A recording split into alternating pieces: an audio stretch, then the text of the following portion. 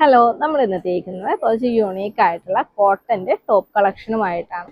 First one വരുന്നത് ഇങ്ങനെ green ഷെയ്ഡിൽ ബ്ലൂ കോമ്പിനേഷൻ വരുന്നതാണ്. സെൻട്രലായിട്ട് ചെറിയൊരു ത്രെഡിന്റെ ഒരു ഡിസൈൻ പ്രൊവൈഡ് ചെയ്യുന്നുണ്ട്. അതുപോലെ തന്നെ സ്ലീവ്സിലും നല്ലൊരു വർക്ക് പ്രൊവൈഡ് ചെയ്യുന്നുണ്ട്. ഇത് വരുന്നത് ബ്ലൂവിൽ യെല്ലോ കോമ്പിനേഷൻ ആയിട്ടാണ്. ഒരു യോക്ക് പ്രൊവൈഡ് ചെയ്യുന്നുണ്ട്. യോക്കിൽ ചെറുതായിട്ടുള്ളൊരു സീക്വൻസ് വർക്കും ത്രെഡ് വർക്കും പ്രൊവൈഡ് ചെയ്യുന്നുണ്ട്. സ്ലീവ്സ് വരുന്നത് ഒരു പെയിന്റ് വർക്കോട് കൂടി ചെറിയൊരു ത്രെഡ് വർക്കോട് കൂടിയിട്ടാണ്.